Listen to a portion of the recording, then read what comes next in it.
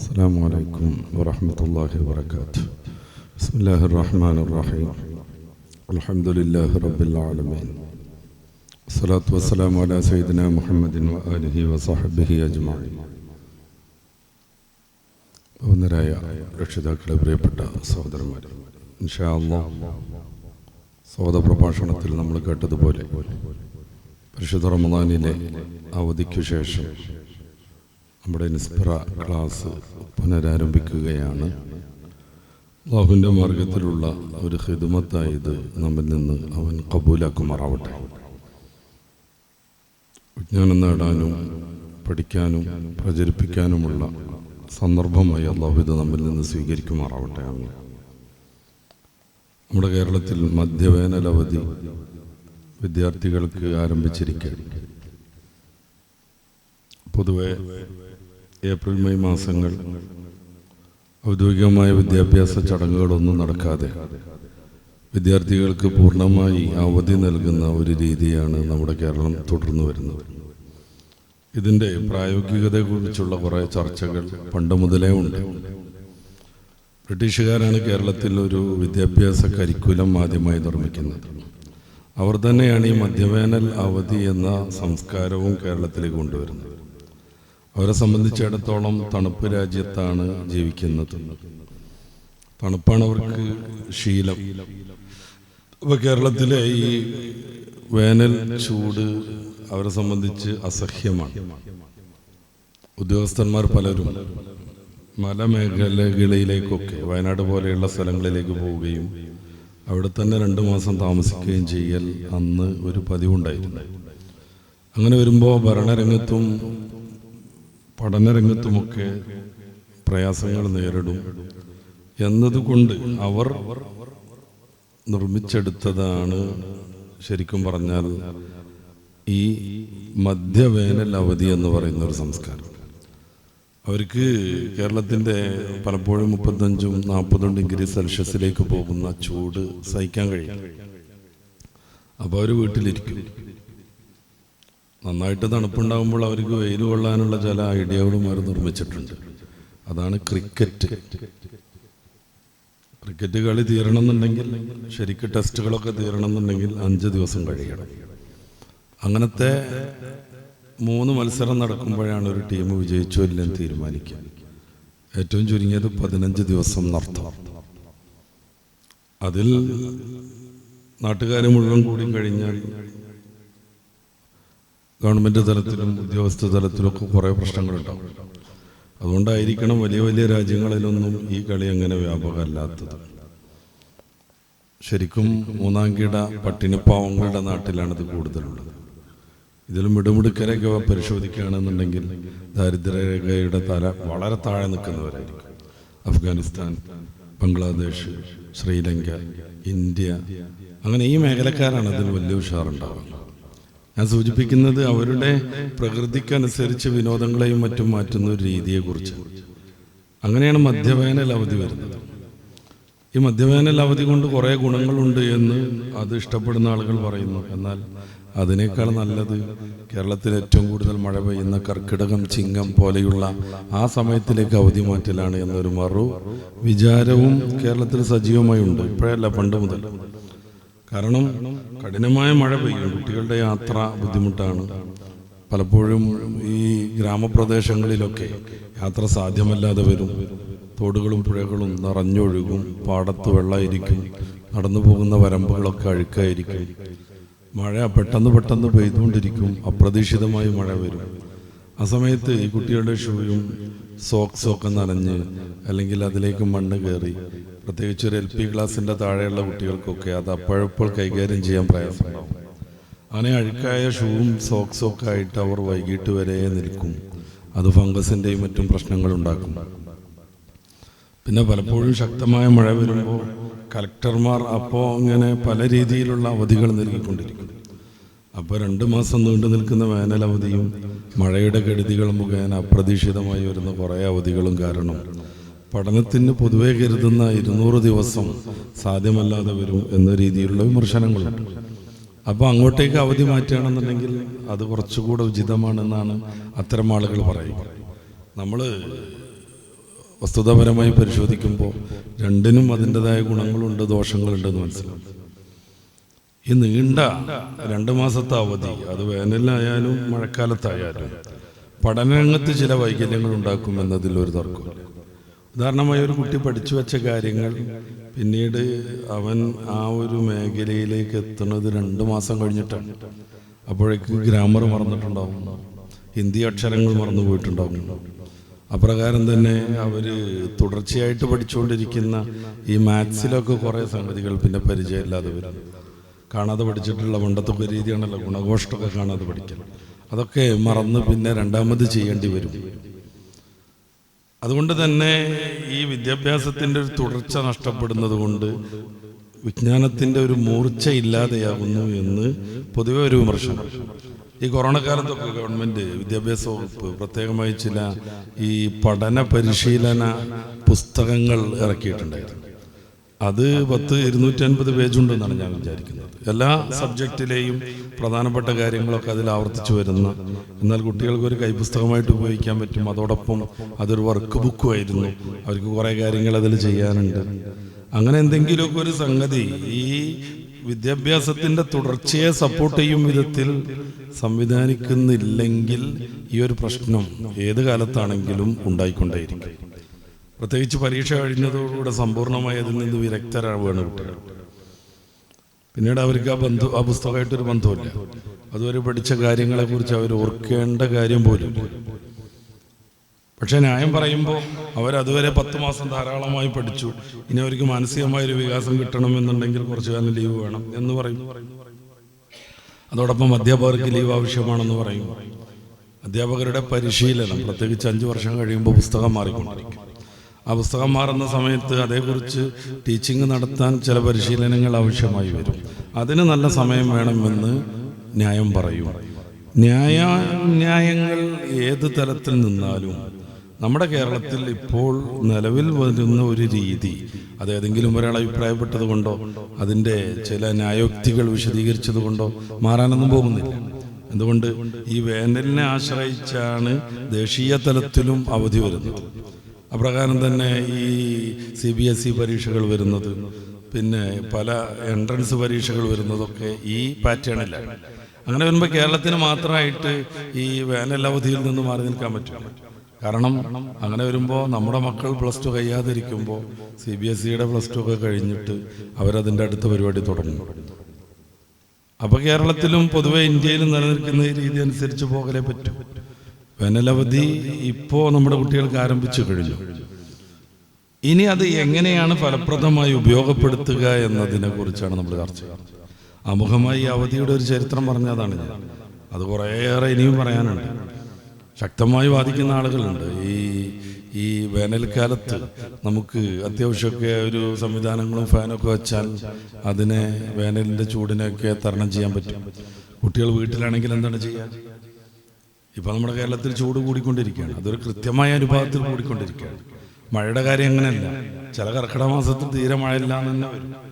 അങ്ങനെ വരുമ്പോൾ കർക്കിടകത്തിൽ ലീവായി കഴിഞ്ഞാൽ മഴയില്ല താനും, അത് വെറുതെ എന്നുള്ള വാദം വരും. അത് ശരിയാണ് താനും. കാരണം ചൂട് കൃത്യമായ അനുപാതത്തിൽ കൂടിക്കൊണ്ടിരിക്കുന്നു. നമുക്കറിയാം ആഗോള താപനം അത് ലോകത്തെ മൊത്തം ബാധിച്ചുകൊണ്ടിരിക്കുന്നു.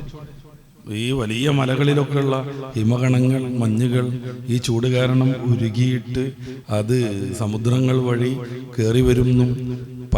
പല നാടുകളും, പ്രത്യേകിച്ച് കടൽ പ്രദേശത്തുള്ള നാടുകളൊക്കെ നിലനിൽപ്പിൻ്റെ ഭീഷണി അനുഭവിക്കുന്നു എന്നൊക്കെയാണ് പഠനങ്ങൾ. ഇന്തോനേഷ്യ പോലെയുള്ള നാടുകൾ ഏതാനും വർഷം കഴിഞ്ഞാൽ കടലിൻ്റെ അടിയിലാവും. അതിലേക്ക് ലോകത്തിൻ്റെ ശ്രദ്ധ കൊണ്ടുവരാൻ വേണ്ടി അവരുടെ ഒരു പാർലമെന്റ് സമ്മേളനം അവർ കടലിൻ്റെ അടിയിൽ സമ്മേളിച്ചിരുന്നു, അല്ലെങ്കിൽ സംഘടിപ്പിച്ചിട്ടുണ്ടായിരുന്നു. കാരണം കഠിനമായ ചൂട് കാരണം മലയുടെ മുകളിലൊക്കെ ധാരാളമായി നിൽക്കുന്ന ഈ മഞ്ഞുകണങ്ങൾ ഉരുകി വെള്ളമായി നമ്മുടെ സമുദ്രത്തിൽ ചേരുന്നു. അപ്പോൾ കര കവിഞ്ഞ് കടൽ പൊന്തിക്കൊണ്ടേയിരിക്കും. അപ്പോൾ ആഗോളതാപനം എന്ന് പറയുന്നത് ലോകം ഇന്ന് അനുഭവിക്കുന്ന വലിയൊരു പ്രതിസന്ധിയാണ്. അതിൻ്റെ കാരണങ്ങളിലേക്ക് ഞാൻ പ്രവേശിക്കല്ല, എന്ന് അതല്ലല്ലോ നമ്മുടെ വിഷയം. നേരെ മറിച്ച് മഴക്കാലം എന്ന് പറഞ്ഞാൽ ഒരു കൃത്യതയില്ലാതായി മാറി. കേരളത്തിൽ സാധാരണയായി 3 ഘട്ടങ്ങളിലായിട്ട് മഴ പെയ്യാറുള്ളത്. ഇപ്പോൾ അങ്ങനെ ഒരു സംഭവമേ ഇല്ല.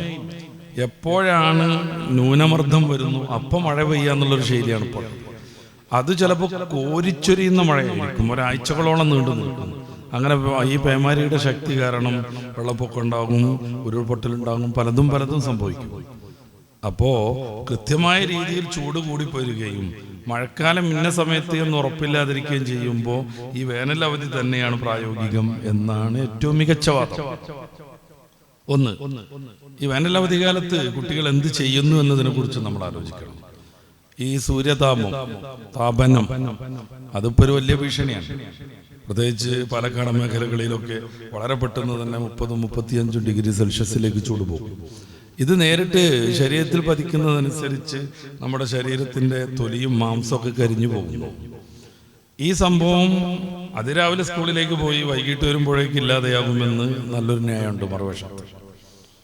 നേരെ മറിച്ച് സ്കൂളിലൊക്കെ ഫാനിന്റെ സൗകര്യങ്ങളെ ഉണ്ടാവൂ, അല്ലാതെ AC-യിലേക്കൊന്നും എത്താൻ നമ്മുടെ സാഹചര്യം അനുവദിച്ചിട്ടില്ലല്ലോ. ഈ ഫാനും ഉഷ്ണകാലത്ത് ചൂടുള്ള കാറ്റാണ് നൽകിക്കൊണ്ടിരിക്കുക. അങ്ങനെ വരുമ്പോൾ ഒരു സ്വസ്ഥതയോടുകൂടെ പഠിക്കാൻ പറ്റൂല എന്നാണ് പറയുന്നത്. നമ്മുടെ വിദ്യാർത്ഥികൾ വേനൽ അവധിക്കാലത്ത് വീട്ടിൽ നിൽക്കുമ്പോൾ താപനാവട്ടെ അല്ലെങ്കിൽ മഴക്കാലത്ത് അവധി പുനഃക്രമീകരിച്ച് കൊടും മഴ ആവട്ടെ, വീട്ടിലിരിക്കുക എന്ന് പറയുന്നത് അവരെ സംബന്ധിച്ചിടത്തോളം അസാധ്യം. അപ്പോൾ അവർ നല്ല വേനലിൽ കളിക്കാൻ പോകും. മാങ്ങ ഉള്ള കാലാണ് വേനൽ അല്ലേ? അപ്പോൾ മാങ്ങ പറിക്കാൻ പോകും, മാവുമ്മ കയറാൻ പോകും.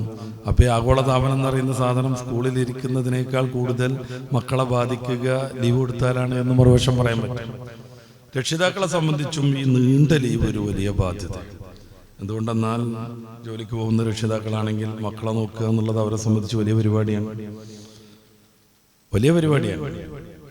ഈ മക്കളെ കുറിച്ചുള്ള ആശങ്ക തീരാതെ അവരുടെ ജോലിയിൽ ഇഖ്ലാസ് വരിക, ആത്മാർത്ഥത വരിക, അത് തീരുണ്ടാവില്ലേ. അപ്പൊ എല്ലാ വിധത്തിൽ ചിന്തിച്ചാലും അവധിക്ക് കുറെ ഗുണങ്ങളുണ്ട്, കുറെ ദോഷങ്ങളുണ്ട്. ഇതിനെങ്ങനെയാണ് ഗുണപ്രദമായി നമ്മൾ മാറ്റുക എന്നതാണ് ഇന്നത്തെ നമ്മുടെ ചർച്ച. എപ്പോഴും പ്രസക്തമായ അഭിമാനിതങ്ങളുടെ സ്വഹീഹായ ഒരു ഹദീസ്, നിഅമത്താനി മഗ്ബൂനും ഫീഹിമാ കസീറും മിനന്നാസ് അസ്സിഹത്തു വൽ ഫറാഹ. നബി സല്ലല്ലാഹു അലൈഹി വസല്ലം തങ്ങൾ നമ്മളെ പഠിപ്പിച്ചതാണ്. നിഅമത്താനി മഗ്ബൂനും ഫീഹിമാ കസീറും മിനന്നാസ്. അധിക ജനങ്ങളും വഞ്ചിതരാകുന്ന 2 അനുഗ്രഹങ്ങളുണ്ട്. ആമുഖം നോക്കുങ്ങൾ അനുഗ്രഹങ്ങളാണ്, പക്ഷേ അധിക ജനങ്ങളും ആ വിഷയത്തിൽ കൃത്യമായൊരു നിലപാടില്ലാതെ വഞ്ചിതരായി പോകുന്നു. എന്താണ് 2 അനുഗ്രഹങ്ങൾ? അസ്വിഹത്തു വൽ ഫറാഹു. ഒന്ന് ആരോഗ്യം, രണ്ടാമത്തേത് അവധി, ഒഴിവ് ദിവസങ്ങൾ, ഒഴിവ് സന്ദർഭങ്ങൾ.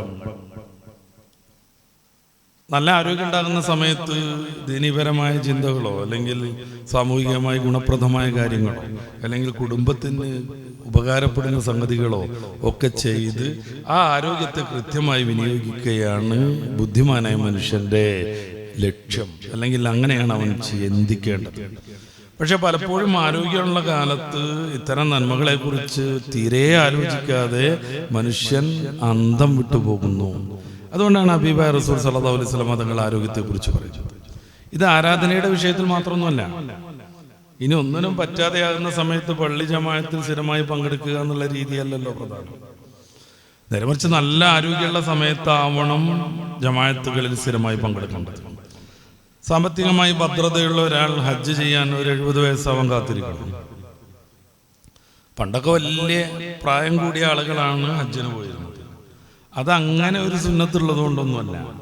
നേരെ മറിച്ച് ഇത്തിരി കാശ് സ്വരൂ കൂട്ടി വെച്ച് ഹജ്ജിന്റെ മോഹമായിട്ട് ജീവിച്ച് അവസാനം ഹജ്ജിന്റെ സന്ദർഭത്തിലേക്കൊക്കെ എത്തുമ്പോൾ സ്വാഭാവികമായും നന്നായിട്ട് വയസ്സായിട്ടുണ്ടാകും. അതാണ് അന്നത്തെ പ്രശ്നം. അതിന്റെ കുറെ മുന്നേ വേറൊരു ചില തകരാറുകളുണ്ടായിരുന്നു.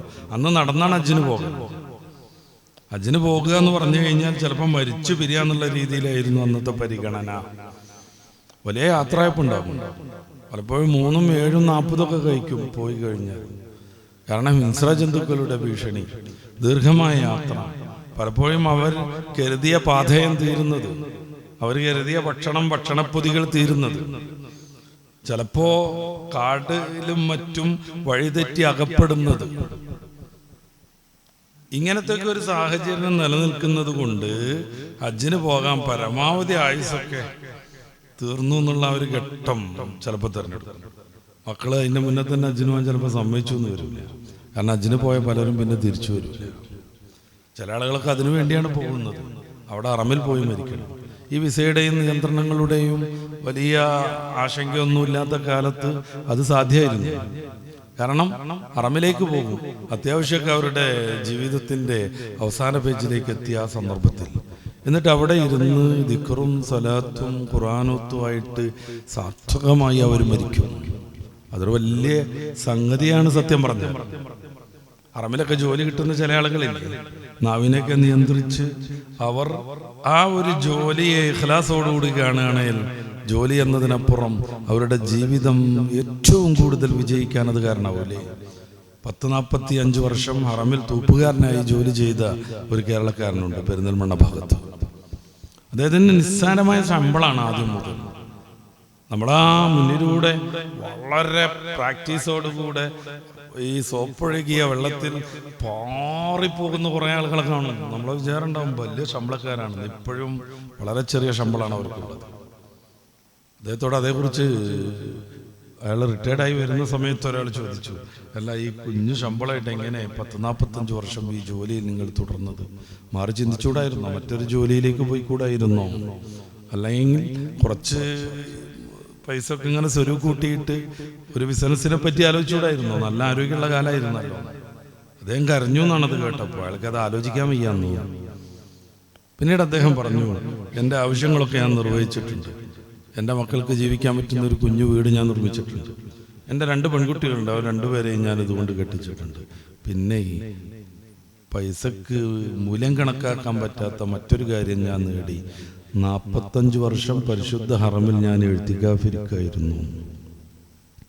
45 വർഷം ഞാൻ പരിശുദ്ധമാം ഹറമിൽ, നമ്മുടെ പള്ളിയിൽ എഴുത്തിക്കാഫിരിക്കുന്നതിൻ്റെ 1 ലക്ഷം വരട്ടി ഒരു എഴുത്തിക്കാഫിന് കിട്ടുന്ന ആ പരിശുദ്ധമായ ഹറമിൽ ഞാൻ 45 വർഷം എഴുത്തിക്കാഫിലായിരുന്നു.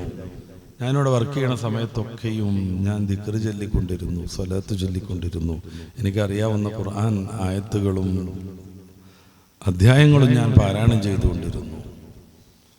എങ്ങനെയാണ് ജീവിതത്തെ എല്ലാ അർത്ഥത്തിലും ഉപകരിക്കുക എന്നുള്ളതിനെ പറ്റി ഒന്ന് ആലോചിച്ച് നോക്കും. നമ്മളെന്തോ ഒരു പരിപാടി ചെയ്യാം. ടാക്സി ഡ്രൈവറാണ്, ആളിങ്ങനെ ഓടിച്ചുകൊണ്ടിരിക്കുക. അയാൾക്ക് പല രീതിയിൽ ആ സമയത്ത് ഉപയോഗപ്പെടുത്താൻ പറ്റും. സിനിമ പാട്ട് വെക്കാം, താളം പിടിക്കാം. അതിലിങ്ങനെ ലയിച്ച് ആൾക്ക് പരിസരബോധം പോലും മറന്നിട്ട്, ഞാൻ ഡ്രൈവ് ചെയ്യാണെന്നുള്ള കഥ പോലും മറന്നിട്ട് ചിലപ്പോൾ അങ്ങനെ ചീറിപ്പായാം. ജോലി ചെയ്യണുണ്ടായാണ്, പക്ഷേ അത് ദുന്യാവിൽ മാത്രം പരിമിതപ്പെടുന്നു, ആഖിറത്തെ തോൽപ്പിക്കും വിധത്തിലായിത്തീരുന്നു. നേരെ മറിച്ച് ആ മനുഷ്യൻ തന്നെ വേണമെന്നുണ്ടെങ്കിൽ സൂറത്ത് യാസീൻ വയ്ക്കാം. ആ യാസീൻ അനുസരിച്ച് അദ്ദേഹത്തിന് ഓതാൻ പറ്റും. അദ്ദേഹത്തിന് വിവിധങ്ങളായ ആത്മീയ ഗാനങ്ങളും ബൈത്തുകളും മൗലൂദുകളും ഒക്കെ ഇന്ന് ലഭ്യമാണ്. അത് ചെയ്യാം, അത് കേൾക്കാം, അതനുസരിച്ച് തൻ്റെ ഡ്രൈവിംഗ് നടത്താം. അതോടൊപ്പം സ്വലാത്ത് ചൊല്ലിക്കൊണ്ടിരിക്കാം. അസ്സിഹത്തു വൽ ഫറാഗു, ഒഴിവ് സമയവും ആരോഗ്യവും എങ്ങനെ വിനിയോഗിക്കുന്നു അതനുസരിച്ചാണ് മനുഷ്യന്റെ ദുന്യാവും ആഖിറവും രക്ഷപ്പെടുക.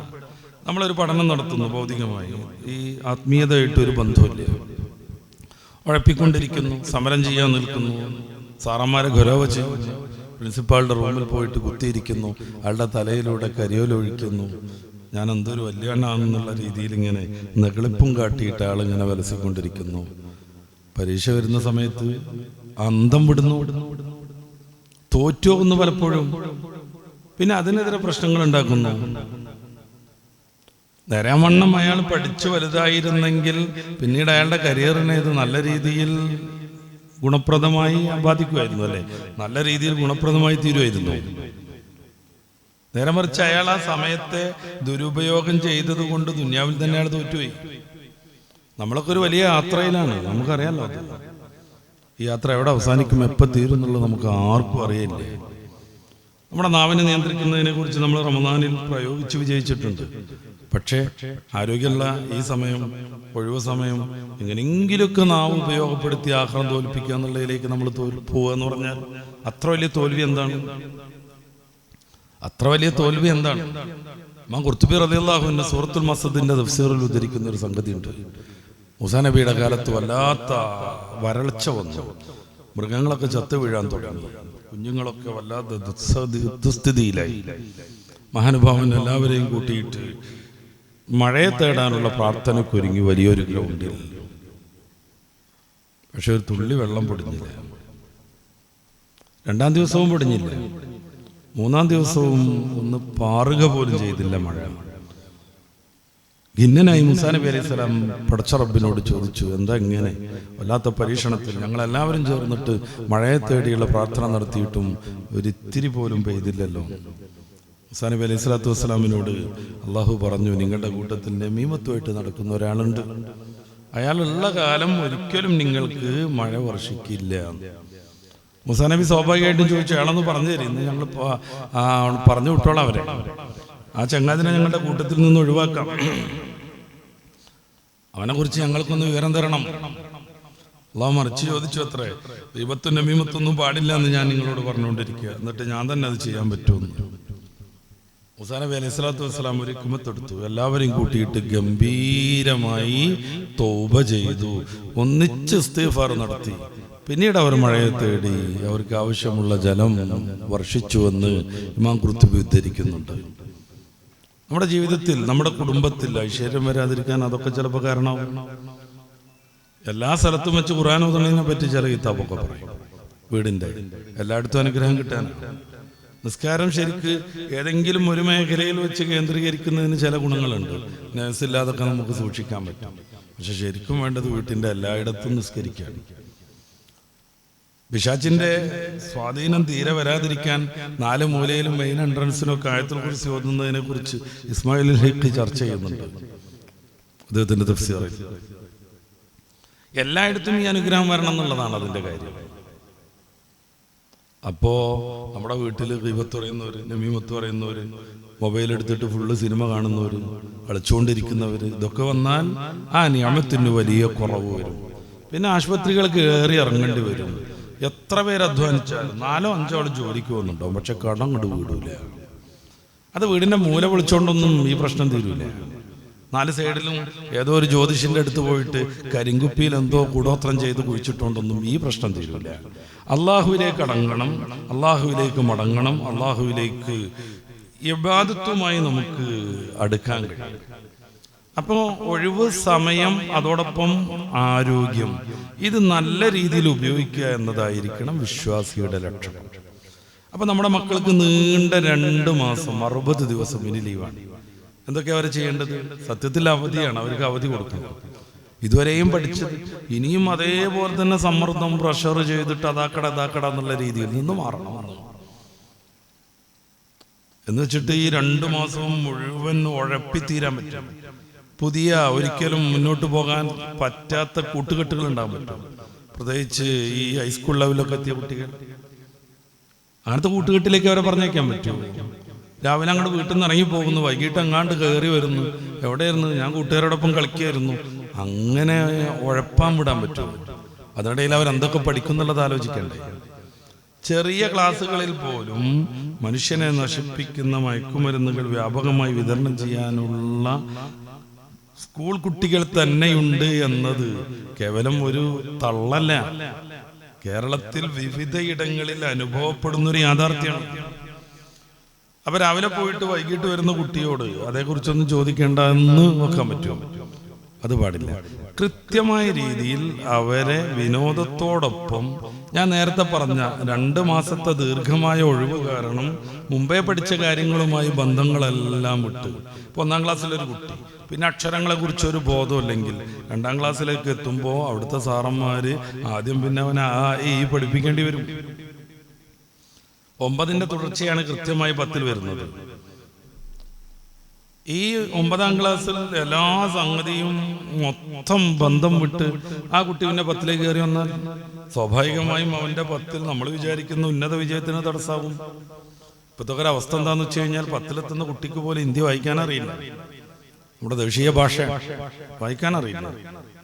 ചോദ്യം വരും, ആ ചോദ്യം എന്താണെന്നറിയില്ല, ചിലപ്പോൾ കാണാതെ പഠിച്ച കുറെ ഉത്തരങ്ങളുണ്ടാവും, അത് ഇന്ന ചോദ്യത്തിന് പറ്റുന്നതാണ് എന്നുള്ളത് മൂപ്പർക്ക് അറിയില്ല. സത്യം പറഞ്ഞാൽ ഈ 5-ാം ക്ലാസ് മുതൽ ഹിന്ദി അക്ഷരം പഠിച്ചു തുടങ്ങുന്നു.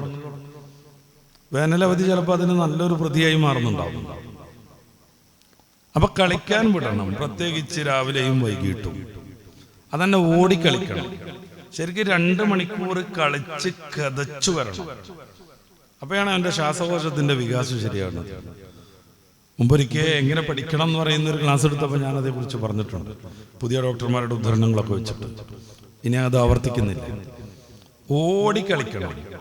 ഇപ്പൊ എവിടെങ്കിലും 4ഉം 5ഉം പേര് ചേർന്നിരുന്നിട്ട് ലുഡോ കളിക്കും. ഈ മൊബൈലിലൊക്കെ അത് കളിക്കുമ്പോൾ അടുത്തന്നെ ആള് വേണമെന്നില്ല, വേറെ എവിടെയോ ഉള്ള ആളായാണ്. കുട്ടികൾ സ്ഥിരമായി ഒരു ഗെയിം കളിച്ചുകൊണ്ടിരിക്കുക. ഇവിടെ ശ്രദ്ധ മൊത്തം ആ ഗെയിമിലാണ്. നമ്മളത് മനസ്സിലാക്കിയേ പറ്റൂ. കാര്യം എന്താ അറിയോ, അത് ഓഫ് ആവണില്ല. ഇത്ര സ്കോർ ഇപ്പൊ അവർക്ക് എത്തി. ഇപ്പൊ നിസ്കരിക്കുന്ന സമയത്ത് ചിലപ്പോൾ അവർ വിചാരിക്കണ സലാം വീട്ടിൽ കുറച്ചും കൂടി കളിച്ചാൽ സ്കോർ ഇത്ര കൂടുന്നതായിരിക്കും. ആജാതി പല ഗെയിമുകളുണ്ട്, പന്തളി ഗെയിമുകളൊക്കെ 3ഉം 4ഉം ആളുകൾ ചേർന്നിട്ട് കളിച്ചുകൊണ്ടിരിക്കുകയാണ് അവരുടെ മൊബൈൽ ഫോണിൽ. അവർ ഗോളടിക്കുന്നുണ്ട്, അറപ്പ് വിളിക്കുന്നുണ്ട്, എല്ലാ പരിപാടിയും ചെയ്യുന്നുണ്ട്. മാരകമായി കുട്ടികളെ നശിപ്പിക്കുന്ന ഗെയിമുകളുണ്ട്, ബ്ലൂ വെയിലിനെ പോലുള്ളത്. ഏതോ കൊറിയയിൽ നിന്ന് ഈ ഗെയിമിനെയും നമ്മുടെ മക്കളെയും നിയന്ത്രിച്ചുകൊണ്ടിരിക്കുന്ന കുറേ നിഗൂഢ ടീമുണ്ട്. അവരുടെ സംഗീതം കുട്ടികളെ വല്ലാതെ സ്വാധീനിച്ചുകൊണ്ടിരിക്കുന്നുണ്ട്. Korean music. നമ്മുടെ എറണാകുളത്ത് 3 പെൺകുട്ടികൾ റെയിൽവേ സ്റ്റേഷനിൽ നിന്ന് അറസ്റ്റ് ചെയ്യപ്പെട്ടു ഏതാനും മാസം മുന്നേ. അവർ ഡൽഹിയിലേക്ക് പോകുക, ഡൽഹിയിൽ നിന്ന് കൊറിയയിലേക്ക് പോകും. അവരെ വല്ലാതെ ആകർഷിച്ച 7 പാട്ടുകാർ എന്നൊരു സംഘം അവിടെ. അവരുടെ പാട്ട് ആകർഷിക്കപ്പെട്ട് അതിൽ ലയിച്ച് ഫുൾ ടൈം അത് മൂളിക്കൊണ്ടിരിക്കുന്ന പെൺകുട്ടികൾ അവരെ കണ്ടേ പറ്റുള്ളൂ എന്നുള്ള നിലയ്ക്ക് കൊറിയയിലേക്ക് പോകാൻ ഡൽഹിയിലേക്ക് എത്താനുള്ള ട്രെയിന് കാത്തു നിൽക്കുകയാണ്. ഡൽഹിയിൽ 2 സഹോദരിമാർ ഈയിടെ ആത്മഹത്യ ചെയ്തു. അവരുടെ അച്ഛൻ ഈ മൊബൈൽ ഫോൺ വാങ്ങി വെച്ചു എന്നുള്ളതായിരുന്നു പ്രശ്നം. അയാൾക്ക് ന്യായം ഉണ്ടായിരുന്നു. അയാൾക്ക് ജോലി ഇല്ലാഞ്ഞിട്ട് 3 മാസമായി. കറണ്ട് ബില്ല് അടക്കാൻ പൈസ ഇല്ല. അപ്പം മക്കളുടെ ഫോൺ അത്ര ആവശ്യമില്ലല്ലോ എന്ന് കരുതിയിട്ട് അയാളത് മേടിച്ചുകൊണ്ട് വിറ്റു. അങ്ങനെ കറണ്ട് ബില്ല് അടച്ചു. പക്ഷെ കുട്ടികൾക്ക് കറണ്ട് ഇല്ലെങ്കിലും വേണ്ടത് മൊബൈൽ ഫോണായിരുന്നു. എന്തേ കാര്യം, അവർ കൊറിയൻ മ്യൂസിക്കിന്റെ അഡിക്റ്റുകളായിരുന്നു. സത്യം പറഞ്ഞാൽ 1 മണിക്കൂർ അത് കേൾക്കാതെ അല്ലെങ്കിൽ അതിൽ ലയിക്കാതെ അവർക്ക് സാധിക്കൂല ജീവിക്കാൻ. അവർ ചുമരും എഴുതി വെച്ചു, ഇനി ഞങ്ങൾ പോവുകയാണെന്ന് പറഞ്ഞു. ജ്യേഷ്ഠാനുജത്തിമാർ 2 വയസ്സിന്റെ പ്രായവ്യത്യാസത്തുള്ള അവർ 2 പേരും ആ അമ്മയെയും അച്ഛനെയും അഗാധ സങ്കടത്തിലേക്ക് താഴ്ത്തി ആത്മഹത്യ ചെയ്തു. ഈ ആഴ്ച നമ്മുടെ കേരളത്തിൽ മൊബൈൽ വാങ്ങി വെച്ചത് കാരണം 9ാം ക്ലാസ്സുകാരി ആത്മഹത്യ ചെയ്തിട്ടുണ്ട്. ഈ ആഴ്ച നമ്മുടെ കേരളത്തിൽ അങ്ങിങ്ങായിട്ട് ശ്രദ്ധിക്കുന്ന എന്നെപ്പോലുള്ള ആരുടെ ഈ കണക്കിൽ തന്നെ ഏകദേശം ഒരു 10 മാസത്തിനിപ്പുറം ഒരു 10-15 കുട്ടികൾ മൊബൈൽ ഫോൺ മേടിച്ചു വെച്ച കാരണത്താൽ ആത്മഹത്യ ചെയ്യുന്നുണ്ട്. ചെറിയ പ്രായം മുതൽ എന്നുവെച്ചാൽ 1 വയസ്സ് മുതൽ കുട്ടികൾക്ക് ഇത്തിരി നേരം അടങ്ങിയിരിക്കാൻ ഉമ്മ കൊടുക്കുന്നത് ഇതാണ്. ഒരു ചെറിയ കളിക്കോപ്പ് കിട്ടിയാൽ 8 മാസം 7 മാസം പ്രായമുള്ള കുട്ടി മൊബൈൽ ഫോണായിട്ടാണ് അത് ഉപയോഗിക്കുന്നത്. അപ്പൊ ഈ ഒരു അഡിക്റ്റ്, വല്ലാതെ അഡിക്റ്റ് ആയിട്ടുള്ള ഈ കുട്ടികൾ, അവര് ഈ ഒഴിഞ്ഞു കൂട്ടുകാരനോടൊപ്പം ഒന്നും പറഞ്ഞിട്ട് രാവിലെ പോയി വൈകിട്ട് വരുമ്പോ അല്ലെങ്കിൽ ഉച്ചക്ക് വരുമ്പോ മൊത്തം ഈ മൊബൈലിലെ നമുക്കൊന്നും അറിയാൻ പോലും എത്തിച്ചേരാൻ പോലും പറ്റാത്ത ഭീകരമായ ഇടങ്ങളിൽ വ്യാപകമായ രീതിയിൽ അത് ദുരുപയോഗം ചെയ്തുകൊണ്ടിരിക്കുക. പിന്നീട് അവർക്ക് ഇത് മാറൂല. 2 മാസം ഇതിൽ തന്നെ ജീവിക്കുന്ന കുട്ടികൾക്ക് ക്ലാസ് ജൂൺ 1 തുടങ്ങിക്കഴിഞ്ഞാലും ഈ ശ്രദ്ധയിൽ നിന്ന് മാറില്ല. അപ്പോൾ ദർസിലൊക്കെ പഠിക്കുന്ന കുട്ടികളെ ഉസ്താദന്മാർ മൊബൈൽ ഫോൺ അങ്ങനെ ഉപയോഗിക്കാനൊന്നും അനുവദിക്കില്ല. അവരുടെ പഠനാവശ്യാർത്ഥമൊക്കെ ഉസ്താദന്മാരുടെ നിയന്ത്രണത്തിലേ കൊടുക്കുള്ളൂ.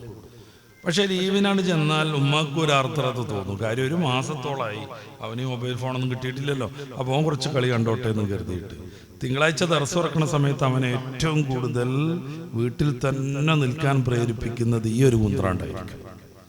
കാരണം 3 ദിവസം 4 ദിവസം അവൻ അവധി മുഴുവനായി ഉപയോഗപ്പെടുത്തിയത് ഗെയിം കളിച്ചിട്ടും ഇതിലെ ഷോർട്സും ഇതിലുള്ള ഈ റീൽസും കണ്ടിട്ടുണ്ട്. പിറ്റേ ദിവസം മുതൽ പറിച്ചിട്ട് പോരാണ് അതിൽ നിന്ന്. ഇനി 1 മാസം കഴിഞ്ഞിട്ട് അങ്ങോട്ട് എത്താൻ പറ്റുള്ളൂ. അപ്പൊ നമ്മുടെ കുട്ടികളുടെ ദീർഘമായ അവധിയിൽ അവരെ സ്വാധീനിക്കുന്ന ഏറ്റവും പ്രധാനപ്പെട്ട ഒരു പ്രശ്നം ഈ സോഷ്യൽ മീഡിയയിൽ അടിമത്തമാണെന്ന് നമ്മൾ മനസ്സിലാക്കണം. തീരെ അത് കൊടുക്കാതെ മാറ്റി വെക്കാൻ പറ്റും. നിങ്ങൾ കഴിഞ്ഞ ആഴ്ച സിറാജ് നമ്മുടെ ദിനപത്രത്തിൽ വായിച്ചിട്ടുണ്ടാവും. കേരളത്തിലെ വിദ്യാർത്ഥികൾ 2 മണിക്കൂറിലേറെ ഡെയിലി ഈ സോഷ്യൽ മീഡിയയിൽ സമയം കളയുന്നു. 24 മണിക്കൂറിൽ നിന്ന് 8 മണിക്കൂർ അവർ ഉറങ്ങണം. 2 മണിക്കൂർ സോഷ്യൽ മീഡിയക്കും 10 മണിക്കൂറായി. ബാക്കി സ്കൂളിൽ പോകാൻ വേണം 8-10 മണിക്കൂർ. പഠിക്കാനും മറ്റു കാര്യങ്ങൾക്കും പുരോഗതിയെക്കുറിച്ച് ആലോചിക്കാനും ഇനി അവർക്ക് സമയം എപ്പോഴാണെന്ന് ആലോചിച്ചു നോക്കൂ. നമ്മുടെ മക്കളെ ഏത് രീതിയിൽ കൊണ്ടുപോകണം എന്നതിനെ കുറിച്ച് നമ്മൾ നല്ലൊരു പ്ലാൻ ഉണ്ടാക്കണം. വളരെ രസകരമായ ഇംഗ്ലീഷിലൊക്കെ ഉള്ള കഥാപുസ്തകങ്ങൾ കുറേ കിട്ടും. അത് 4-5 കൊണ്ടുവന്നിട്ട് കുട്ടികൾക്ക് കൊടുക്കണം. ഇത് മുഴുവൻ വായിച്ച് കാര്യങ്ങൾ മനസ്സിലാക്കി എനിക്ക് വിശദീകരിച്ച് തരണം എന്ന് പറയണം. നിങ്ങൾക്ക് വലിയ വിദ്യാഭ്യാസം ഉണ്ടാണെന്നൊന്നുമില്ല. അതവരോട് അതിന് സഹായകമാകുന്ന രീതിയിലേക്ക് മൊബൈൽ ആപ്പുകളെ നമ്മൾ പരിചയപ്പെടുത്തി കൊടുക്കണം. അപ്പം ഇംഗ്ലീഷുമായുള്ള ബന്ധം നിൽക്കും, സ്വന്തം കണ്ടെത്താനുള്ള ഒരു ത്വര വരും. എങ്ങനെയാണ് ഇനി ഭാവി കാലത്ത് ഗവേഷണം നടത്തേണ്ടത് എന്നുള്ളതിനെ കുറിച്ചുള്ള ഒരു രീതി അവർക്ക് വരും. ചെറുതൊന്നുമല്ല, പെൺകുട്ടികൾക്ക് കുഞ്ഞു പ്രായത്തിൽ പാവക്കുട്ടികളെ മേടിച്ചു കൊടുക്കാമെന്ന് നമ്മുടെ കിതാബുകളൊക്കെ പറയുന്നുണ്ട്. അതിന് കാരണം എന്താ പറയുന്നത് എന്നറിയാമോ? ആ കുട്ടികൾക്ക് ആ പാവയുമായുള്ളൊരു ബന്ധം, അതിനെ കുളിപ്പിക്കല്, അതിനെ താലോലിക്കല്, അതിന് പാല് കൊടുക്കല്, അതിന് ഭക്ഷണം കൊടുക്കല്, അതിന് അതബ് പഠിപ്പിച്ചു കൊടുക്കലൊക്കെ അവർ ചെയ്യും. പാവക്കുട്ടിനെ തല്ലിയിട്ട് ബിസ്മിയൊക്കെ പറയിപ്പിക്കും. എന്നിട്ട് അവരെന്നെ ഓതി കൊടുക്കും. എന്നിട്ട് പാവക്കുട്ടി ഓതണതായിട്ട് ഇത്തിരി പതിഞ്ഞ സ്വരത്തിൽ ഓരെന്നെ തിരിച്ചോതും. ഇപ്പം നല്ല കുട്ടിയായി എന്നൊക്കെ പറയും.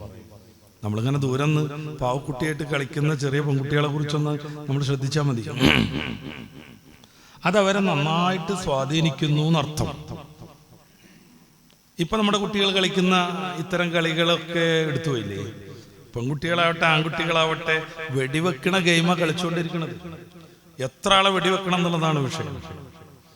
എത്ര ആളെ വെടിവെക്കണം. ഞാൻ കോഴിക്കോട് പോകുമ്പോൾ ഞാൻ നിൽക്കുകയാണ് ബസ്സിൽ. ഒത്തിരി തിരക്കുണ്ട്. ഞായറാഴ്ച രാത്രി, പിറ്റേന്ന് തിങ്കളാഴ്ച ആണ്. അപ്പോൾ കുറച്ച് തിരക്കുണ്ട്. എൻ്റെ അപ്പുറം ഇരിക്കണ 3-4 കുട്ടികളുണ്ട്. ഏകദേശം ഒരു 18-20 വയസ്സ് കാണും. അവർ വെടിവെച്ചുകൊണ്ടിരിക്കുകയാണ്. അവർ സംയുക്ത മത്സരം നടത്തണമെന്ന് എനിക്ക് തോന്നുന്നു. ഓടണ്, വെടിവെച്ചിടുന്ന്. അവരുടെ ചങ്ങാതിമാർ ഈ മൊബൈൽ ഫോണിലുള്ള അവരുടെ ഈ ഗെയിമിലെ ഈ കഥാപാത്രങ്ങൾ വെടിവെക്കുന്നു, ബോംബിടുന്നു. ഇത് മാത്രം ശീലിക്കുന്ന ഒരു കുട്ടിയിൽ നിന്ന് നന്മ എങ്ങനെ നമ്മൾ പ്രതീക്ഷിക്കുക? അവൻ കൊല്ലണം, നശിപ്പിക്കണം എന്ന ചിന്തയിലും അവൻ വളരും. അത് മാതാവിനെയും പിതാവിനെയും ഒക്കെ ബാധിക്കുകയും ചെയ്യും. അപ്പം മൊബൈലിൽ കുഴുങ്ങിയിരിക്കാതെ കൃത്യമായ രീതിയിൽ അരമണിക്കൂർ രാവിലെയും വൈകിട്ട് അരമണിക്കൂറും, അതന്നെ ചില ഈ ശാസ്ത്രീയ ഗവേഷണങ്ങളൊക്കെ നടത്തുന്ന ചില ആളുകളുടെ ബ്ലോഗുകളൊക്കെ ഉണ്ട്. എങ്ങനെയാണ് വണ്ടി ഉണ്ടാക്കുക, എങ്ങനെയാണ് കയറ് കെട്ടി ടൈമിൽ കൂടി സൈക്കിൾ ഓട്ടുക, ഇങ്ങനത്തെ സംഗതികളൊക്കെ. അത് വരുമ്പോൾ ചില ഗവേഷണപരമായ സംഗതികൾ. നമ്മുടെ ഉലമാക്കളൊക്കെ അങ്ങനെയാണല്ലോ. ചെറിയ പാലം മുതൽ കുട്ടികളെ പഠിപ്പിച്ചുകൊണ്ടിരുന്നു. ഉലമാക്കളുടെ നിരവധിയായ കഥകൾ നമുക്കറിയണത് കൊണ്ട് ഞാനത് ആവർത്തിക്കുന്നില്ല. 500ഓളം കണ്ടെത്തൽ നടത്തിയ തോമസ് ആൽവ എഡിസൺ അമ്മ കോഴിക്ക് മുട്ട വിരിക്കാൻ വെച്ചപ്പോൾ ആ കോഴിക്കുഞ്ഞ് കോഴി ഇടയ്ക്കിറങ്ങി പോകുമല്ലോ. ആ സമയത്ത് അയാൾ കയറി കിടക്കുന്നതാണ് വിരിയോ നോക്കാൻ. ചിലപ്പോൾ ആ മുട്ട മൊത്തം ബുൾസായിട്ടുണ്ടാവും അപ്പോൾ തന്നെ. പക്ഷെ കുഞ്ഞുകാലത്തുള്ള അയാളുടെ ഗവേഷണത്വരയെ കുറിച്ച് ഇതുപോലത്തെ കുറേ കഥകളുണ്ട്. പഠിക്കാൻ പോലെയുള്ള പ്രൊഫസർ ശിവദാസിന്റെ പുസ്തകമൊക്കെ വായിച്ചു. നമ്മുടെ കുട്ടികൾക്ക് വായിക്കാൻ വേണ്ടി വാങ്ങിക്കൊടുക്കാൻ പറ്റുന്നൊരു പുസ്തകമാണത് ഈ സീസൺ. പഠിക്കാം. അപ്രകാരം തന്നെ ആ തരായി കുറേ പുസ്തകങ്ങളുണ്ട്. ഡോക്ടർ മാത്യു വല്ലൂരിന്റെ എങ്ങനെ പഠിക്കണം, പരീക്ഷ എഴുതണം, രചനയെ കുറിച്ച് പറയുന്ന പുസ്തകമുണ്ട്. സാഹിത്യരചനയുടെ രീതികളെ കുറിച്ച് പറയുന്നത്, എങ്ങനെ കവിത എന്നുള്ളതിനെ കുറിച്ച് പറയുന്ന പുസ്തകങ്ങളുണ്ട്. അപ്പൊ ഈ പുസ്തകങ്ങളിലൊക്കെ പറയുന്ന ചില കഥകൾ, ഈ തോമസ് ആൽവ എഡിസൺ അയാളുടെ മാതാവ് ഈ വെള്ളം തിളപ്പിക്കാൻ വേണ്ടി ഈ വാലുള്ള, ഇങ്ങനെ ഒഴിച്ചു കൊടുക്കാൻ പറ്റുന്ന വാലുള്ള ആ ഒരു പാത്രത്തിൽ അടുപ്പത്ത് വെച്ചു. അതിൻ്റെ ആ കുഴലിലൂടെ അങ്ങനെ ആവി വന്നപ്പോൾ അയാൾക്കൊരു കൗതുകം തോന്നിയിട്ട് എന്തോ ചുരുട്ടിയിട്ട് അയാളത് അടച്ചു വെച്ചു. അതോടൊപ്പം ആ അടപ്പ് ഇങ്ങനെ ടപ്പ് ടപ്പ് ടപ്പ് എന്നിങ്ങനെ അടിക്കാൻ തുടങ്ങി. അയാൾ പിശാച്ച് കയറിയെന്ന് കരുതിയിട്ട് ആദ്യം ഓടിപ്പോയി.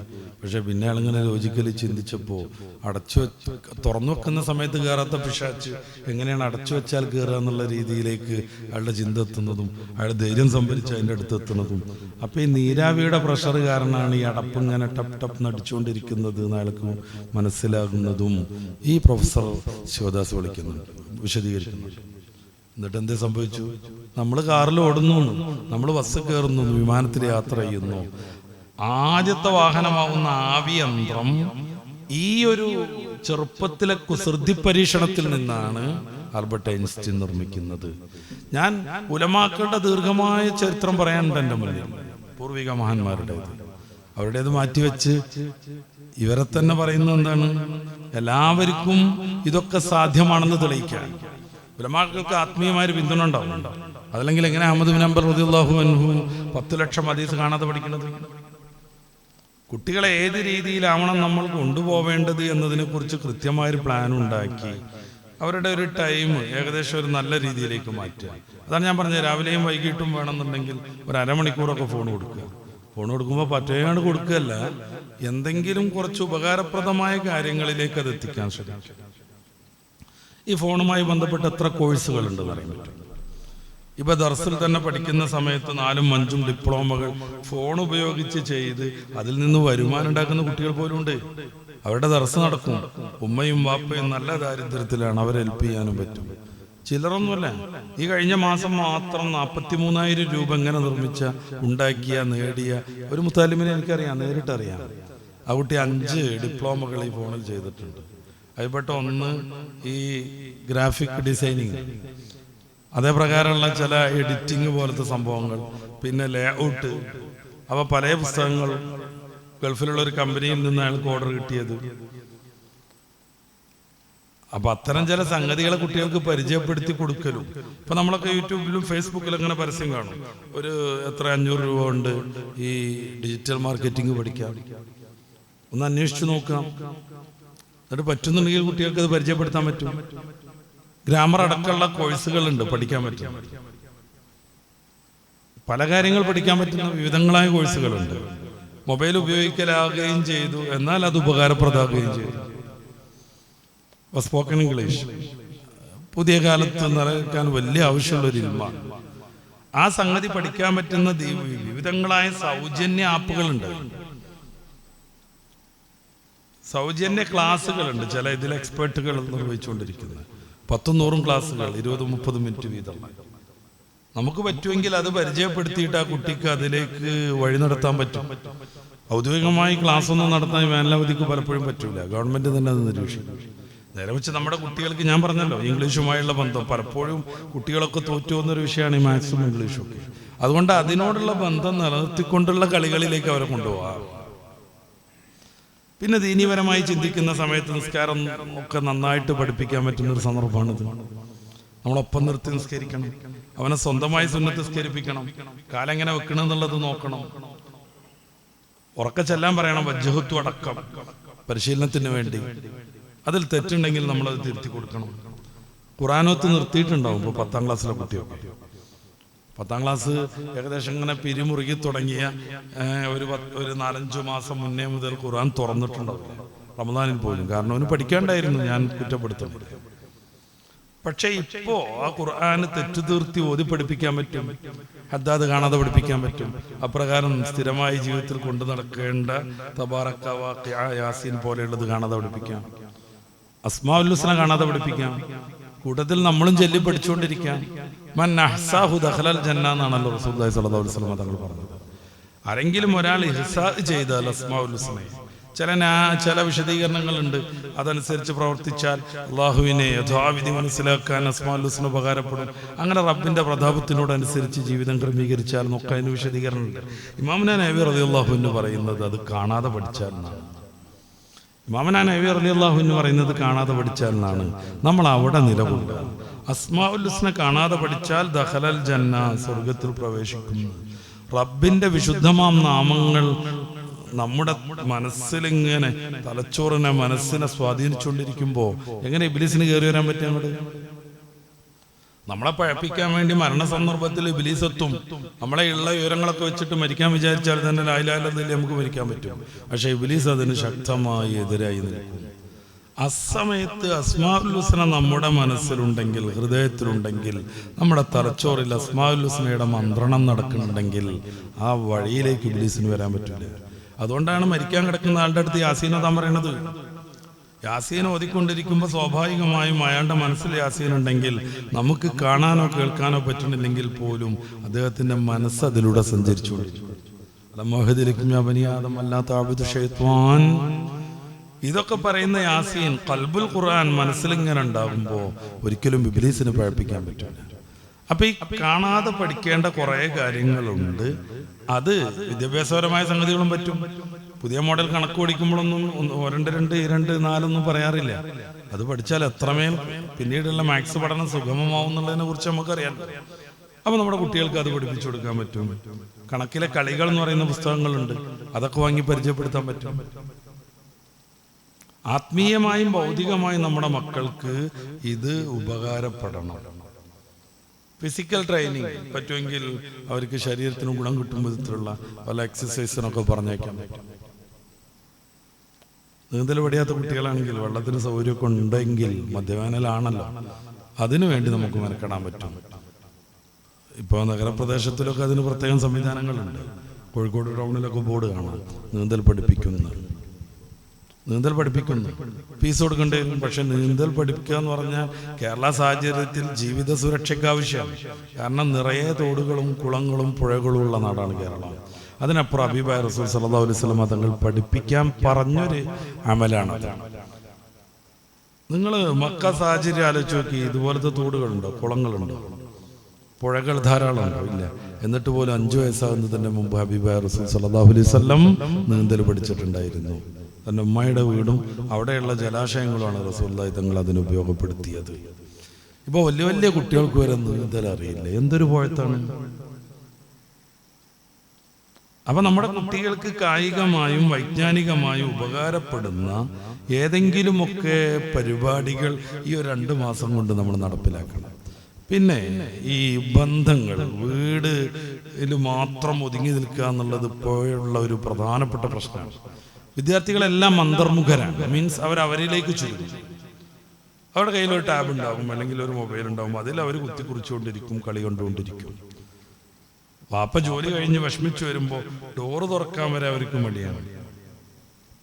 പരസ്പരം അങ്ങോട്ടും ഇങ്ങോട്ടും തർക്കം നടത്തി ഏതെങ്കിലും ഒരാൾ ഡോറ് തുറക്കാൻ തീരുമാനിക്കുന്നു. ആള് വാപ്പാന്റെ മുഖത്തും നോക്കൂല. വാപ്പ എത്രമേൽ ക്ഷീണിച്ചിരിക്കുന്നു എന്ന് അയാൾക്ക് അറിയേണ്ട കാര്യമില്ല.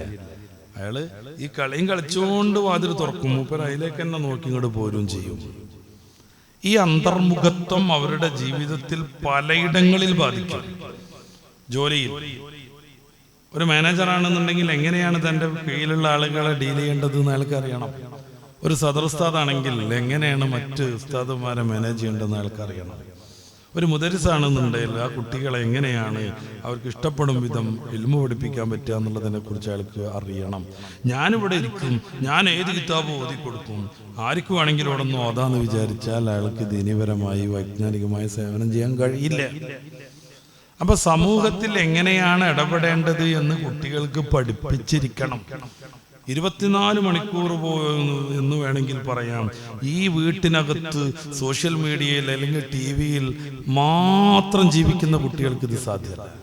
അവർക്ക് ആരാണ് അമ്മായി എന്നറിയില്ല, എന്താണ് അമ്മായിയും നമ്മളും തമ്മിലുള്ള ബന്ധം എന്നുള്ളത് അറിയില്ല, ആരാണ് പെങ്ങളെന്നറിയില്ല, പെങ്ങളുടെ മകനും മകളും ഒക്കെ ആയിട്ട് നമ്മുടെ ബന്ധം എന്താന്നുള്ളത് അറിയില്ല. അതുകൊണ്ട് ഈ വിരുന്നുപോക്ക് അല്ലെങ്കിൽ കുടുംബസമേതം യാത്ര ചെയ്ത് നമ്മുടെ ബന്ധുക്കളൊക്കെ കാണൽ, പരിചയപ്പെടൽ, അവരോടൊപ്പം ചേർന്നൊരു ഫുഡ് കഴിക്കലൊക്കെ വേനൽ അവധിക്ക് നമ്മൾ നടത്തിയിരിക്കണം. ചിലപ്പോൾ ഒരു പാവപ്പെട്ട വീടായിരിക്കും അമ്മായിൻ്റെ വീട്. അവിടുന്ന് ഫുഡിന് പോയാൽ അവർക്ക് വിഷമാവും. ഫുഡും കൊണ്ട് പോയിക്കോളൂ, അല്ലെങ്കിൽ ഫുഡ് ഉണ്ടാക്കാൻ ആവശ്യമായ വസ്തുക്കൾ കൊണ്ടുപോയിക്കോളൂ. ഒരു 2-3 ദിവസം അവർ അതുകൊണ്ട് ഉപകരിക്കട്ടെ. ഇതാണ് അമ്മായി എന്നും ഇതാണ് എൻ്റെ പെങ്ങളെന്നും വാപ്പ പറഞ്ഞു കൊടുക്കണം. ചേർന്ന് ഇരുന്ന് കാണിച്ചു കൊടുക്കണം. നമ്മൾ ബന്ധപ്പെടാൻ പറ്റുന്ന കുടുംബക്കാരുമായൊക്കെ കുട്ടികളുടെ നല്ല ഒരു ബന്ധം രൂപീകരിക്കാൻ ഈ അവധിക്കാലം ഉപയോഗപ്പെടുത്തും. അപ്പം ഉമ്മാൻ്റെ വീട്ടിലൊക്കെ വരുന്നോണ്ടെന്ന് അല്ലേ, ഉമ്മാൻ്റെ വീട്ടിലേക്ക് വരുന്നോണ്ടെന്ന് നല്ലോണം ശ്രദ്ധിക്കണം. ഒന്ന് വല്യമ്മയും വല്യപ്പയും ധാരാളമായി അവരെ ലാളിക്കും. അതുകൊണ്ട് ആ ഒരു സീസണിൽ അവർക്ക് യാതൊരുവിധ എതിർപ്പും വിമർശനവും ഉപദേശമൊന്നും കിട്ടൂല. അവരവരുടേതായ രീതിയിൽ അടിച്ചു പൊളിച്ച് ജീവിക്കും. ഇത് നമ്മൾ ഇതുവരെ നിർമ്മിച്ച ആത്മീയതയെ നശിപ്പിക്കും. പിന്നെ അവിടെ വേറെ കുറെ കുട്ടികളുണ്ടോ, നമ്മളെ കുട്ടികൾ മാത്രമല്ലണ്ടോ, ഇവരെല്ലാവരും കൂടി ചേരുന്നു, ഒരു റൂമിലിരിക്കുന്നു, മൊബൈൽ എടുക്കുന്നു, ലൈറ്റ് പോലും ഇല്ലാതെ വാതിലടച്ചിട്ട് അവർ മൊബൈൽ കളിച്ചുകൊണ്ടിരിക്കുന്നു. കണ്ണുപോകുന്നു.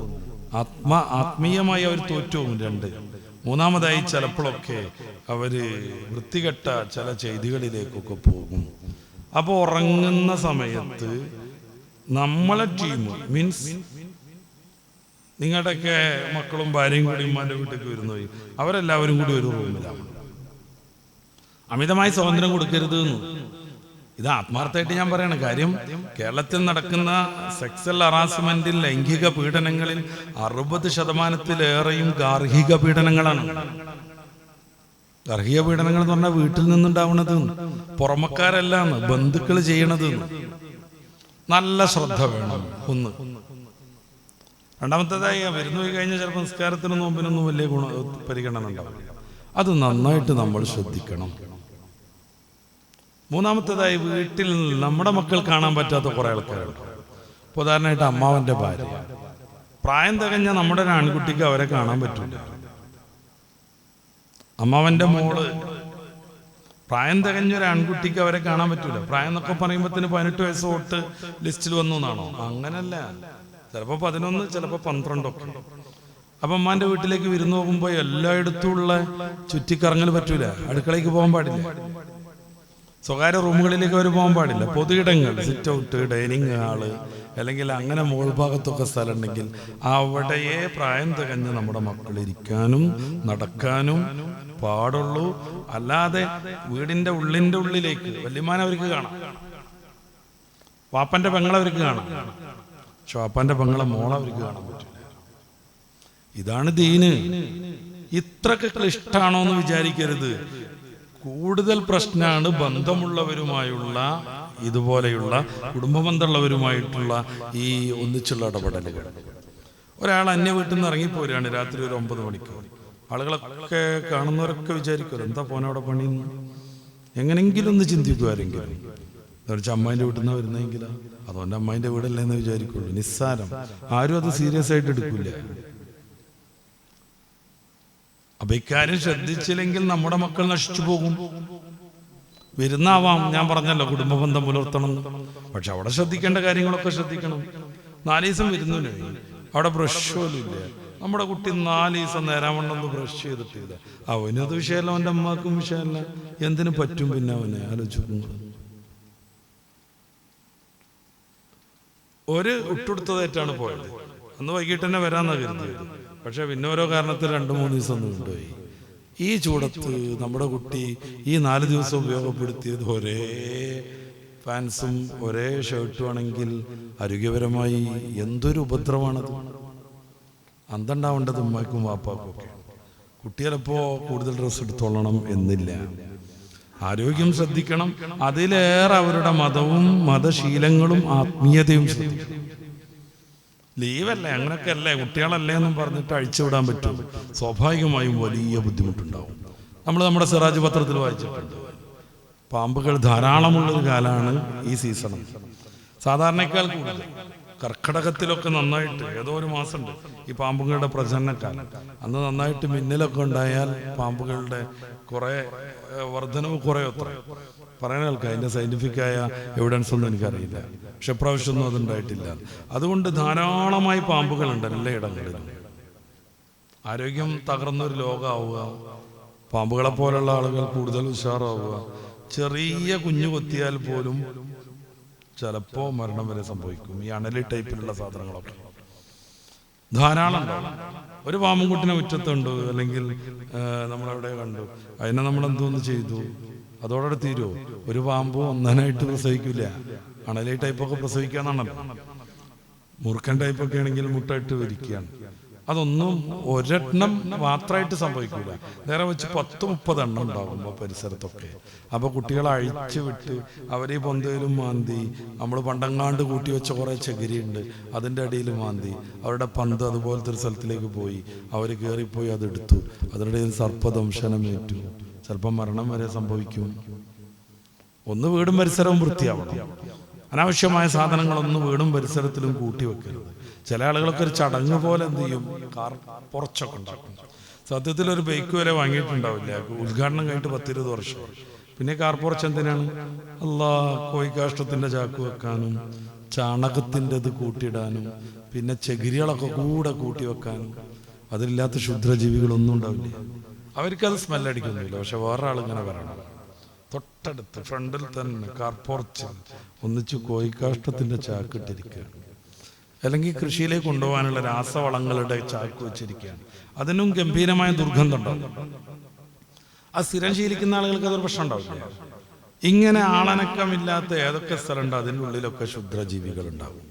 കുട്ടികളുടെ പന്ത് പോകും, സ്വാഭാവികം. അവരതിലേക്ക് ഓടിക്കയറും, അറിയാത്ത വിധം അപകടത്തിൽപ്പെടും. ഉത്തരവാദികൾ നമ്മൾ മാത്രമായിരിക്കും.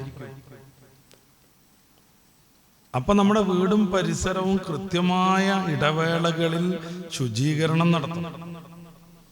ഞാൻ അവസാനിപ്പിക്കുകയാണ്. വളരെ പ്രധാനപ്പെട്ട ഒരു സംഗതി, പുതിയ കുട്ടികൾ ചോക്ലേറ്റ് ബേബികളാണ്.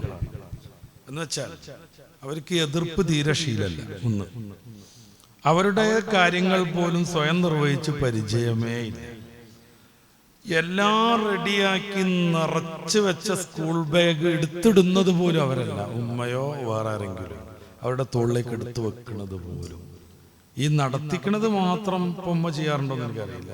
അങ്ങനെ കാലിങ്ങനെ എടുത്തു വെച്ച് ബാക്കിയൊക്കെ മേടിച്ച് അയൺ ചെയ്യണ്, അലക്കണ്, ഭക്ഷണം ഉണ്ടാക്കുന്നു. അത് 10ാം ക്ലാസ്സിലെയും 12ാം ക്ലാസ്സിലെയും കുട്ടിക്കും ഉമ്മന്നെ വളമ്പി ടിഫിൻ പാത്രത്തിലാക്കി വെക്കണ്, അത് കവറിലിട്ട് കെട്ടണ്, ഉമ്മന്നെ ബാഗിലിടണ്, ഉമ്മന്നെ ബാഗും കൊണ്ട് സിറ്റ് ഔട്ടിലേക്ക് ചെല്ലണ്.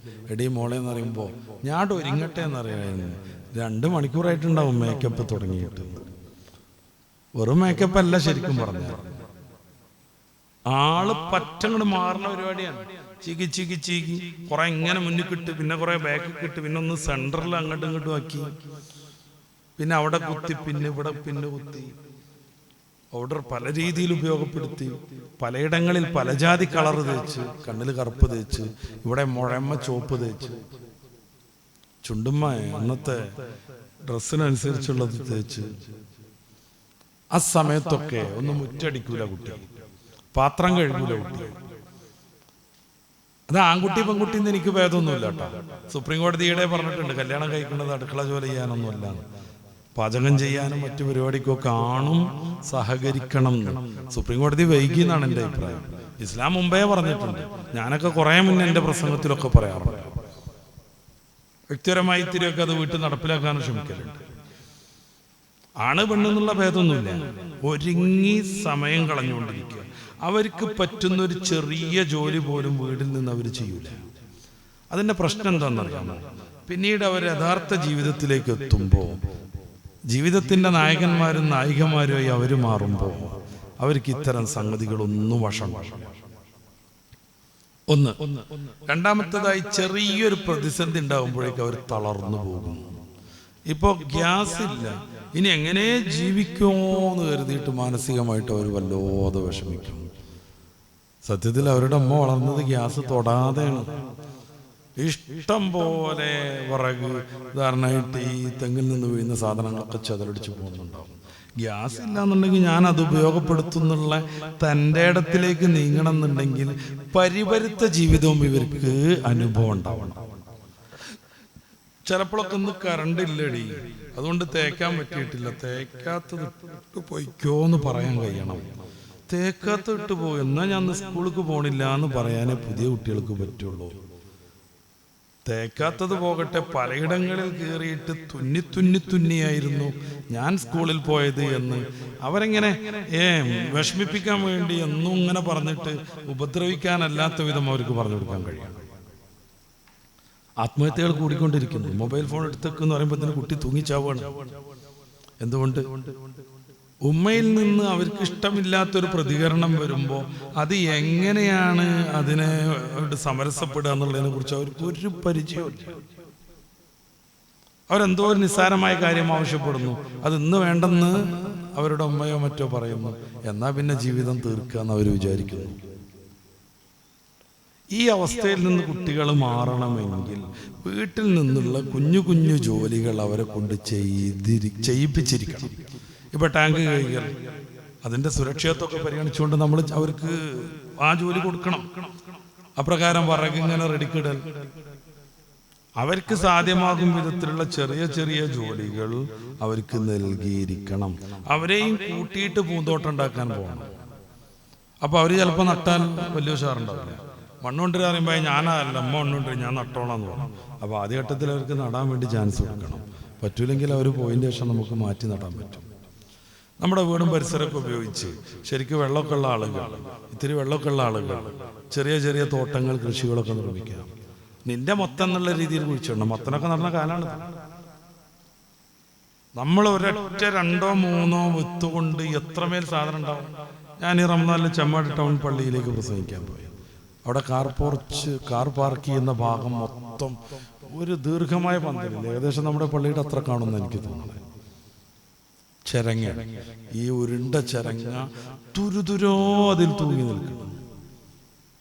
2 വിത്ത് മാത്രമാണ് അവിടെ ഒരു വെള്ളം വരുന്ന സ്ഥലത്ത് ആരോ നട്ടത്. അതുപോലെ ഇതായി വന്നപ്പോൾ അവർ പന്തലിട്ട് കൊടുത്തു. ഞാൻ ചോദിച്ചു, ചരങ്ങക്ക് എന്താ കാണിക്കല്?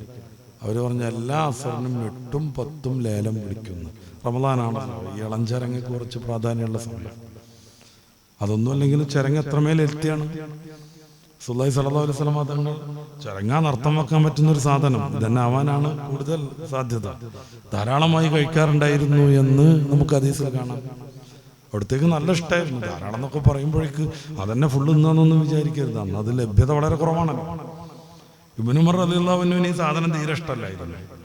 റസൂലുള്ളാഹി തങ്ങൾ അത് പെറുക്കി കഴിക്കണത് കണ്ടതിന് ശേഷം പിന്നെ മൂപ്പർക്ക് ഏറ്റവും ഇഷ്ടമായി മാറി. അവരുടെ ഇഷ്ടം എന്ന് പറഞ്ഞാൽ റസൂലിന്റെ ഇഷ്ടത്തെ മാനദണ്ഡപ്പെടുത്തിയാണല്ലോ അവർ നിശ്ചയിച്ചത്. ഞാൻ പറയുന്നത്, ചെറിയൊരു അടുക്കളത്തോട്ടം നിർമ്മിക്കാൻ നമ്മുടെ കുട്ടികളെ നമ്മളൊപ്പം കൂട്ടുക. വലിയ ഹാർഡായ വർക്കൊന്നും കൊടുക്കണ്ട. ഇത് എൻ്റെതാണെന്നുള്ളൊരു ബോധത്തോടെ അവർ വളർന്നതാണ്. അപ്പോൾ പുറത്തേക്ക് ഇറങ്ങലായി, മൊബൈൽ എടുത്തു വെക്കലായി, കൃഷിയെ കുറിച്ചൊക്കെ ഉള്ളൊരു ബന്ധം വന്നു. ഇത് എൻ്റെതാന്ന് പറയുമ്പോൾ ആത്മാർത്ഥത കൂടും. എന്നും അതിന് നനക്കും. ഒരു വെള്ളം കുടിച്ചില്ലെങ്കിലും അതിന് കൊണ്ടുപോയിട്ട് അവർ നനക്കും. അങ്ങനെ വരുമ്പോൾ അവർ ജീവിതത്തോട് നേരിടും. അത് ആട് കടിച്ചു പോയി സങ്കല്പിക്കുക. ഞാൻ ആറ്റുനൂറ്റ് പൊന്നാരിച്ചുണ്ടാക്കിയ ഒരു സാധനത്തിന് നഷ്ടം വരുമ്പോൾ എങ്ങനെയാണ് ജീവിതത്തിൽ അത് തരണം ചെയ്യേണ്ടത് എന്ന് അവർ ജീവിതം കൊണ്ട് പഠിക്കും. നമ്മുടെ മക്കൾക്ക് ഇങ്ങനത്തെ ഒരു അനുഭവമേ ഇല്ല. എല്ലാം അവർക്ക് മുന്നിലെത്തുന്നു. അവരൊരു റോബോട്ടിനെ പോലെ ഇങ്ങനെ കഴിഞ്ഞുകൂടുന്നു. അതിനിടയ്ക്ക് എന്തെങ്കിലും ഒരു വിരുദ്ധമായ സംഗതി സംഭവിക്കുമ്പോഴേക്ക് ജീവിതത്തിൽ നിന്ന് അവർ ഒളിച്ചോടുന്നു. വേനലവധി കൃത്യമായ രീതിയിൽ ഉപയോഗപ്പെടുത്തി ഭൗതിക ആത്മീയ പഠനത്തിന് സഹായകമായ രീതിയിൽ അതിനെ പാകപ്പെടുത്തി, അതോടൊപ്പം ദീനീ പരിശീലനത്തിന് ഉപയോഗപ്പെടുത്തി, ബന്ധങ്ങളും അവർക്ക് ചെയ്യാൻ പറ്റുന്ന ജോലികളൊക്കെ അവരെ പരിചയപ്പെടുത്തി. പറ്റുമെങ്കിൽ ഈ മൊബൈൽ അല്ലെങ്കിൽ സോഷ്യൽ മീഡിയ ഒക്കെ ഉപയോഗിച്ചുള്ള കുറേ കോഴ്സുകൾ, അതിൻ്റെ പാകം വന്ന കുട്ടികൾ, അതിനൊക്കെ സർട്ടിഫിക്കറ്റൊക്കെ കിട്ടും. വലിയ ഗവൺമെൻറ്റിൻ്റെ സർട്ടിഫിക്കറ്റൊന്നും ആയിരിക്കില്ല, എന്നാലും അതിൻ്റെതായ ഒരു മൂല്യം അതിനുണ്ടാകും. അങ്ങനത്തെ 2-3 കോഴ്സിലൊക്കെ നമ്മുടെ കുട്ടികളെ ചേർത്ത് അവരോടൊപ്പം നിന്ന് വേനൽ അവധി വിനോദത്തിനും അതോടൊപ്പം വിജ്ഞാനത്തിനും ബൗദ്ധികമായ പുരോഗതിക്കും വേണ്ടി ഉപയോഗപ്പെടുത്താൻ നമുക്ക് സാധിക്കണം. അത് ബോധപൂർവം ചെയ്യേണ്ട ഒരു സംഗതിയാണ്. ഏതാനും ഇങ്ങനെ ചെയ്യണം എന്ന് കരുതി നടന്നാൽ ഒരിക്കലും അത് സാധ്യമല്ലെന്ന് എൻ്റെ പ്രിയപ്പെട്ട രക്ഷിതാക്കൾ മനസ്സിലാക്കണം. നമ്മുടെ മക്കളെയൊക്കെ ദുനിയാവിലും ആഖിറത്തിലും ഉപകാരമുള്ളവരായി അള്ളാഹു മാറ്റി തരുമാറാവട്ടെ. ആരോഗ്യത്തെയും ഒഴിവ് സമയത്തെയും ഹദീസ് പറഞ്ഞ രീതിയിൽ പൂർണ്ണമാം വിധം ഉപയോഗപ്പെടുത്തി ദുനിയാവിലും ആഖിറത്തിലും വിജയിക്കാൻ നമുക്കും നമ്മുടെ മക്കൾക്കും നമ്മളോട് ബന്ധമുള്ളവർക്കും നമ്മുടെ വിദ്യാർത്ഥികൾക്കും നമ്മളെ സ്നേഹിച്ചവർക്കും സഹായിച്ചവർക്കും ഒക്കെ പടച്ച റബ്ബ് തൗഫീഖ് നൽകുമാറാവട്ടെ. റബ്ബനാ ആതിനാ ഫിദ്ദുനിയ ഹസന വഫിൽ ആഖിറതി ഹസനത വഖിനാ അദാബന്നാർ. ആമീൻ ബിറഹ്മതിക യാ അർഹമർ റഹീമീൻ.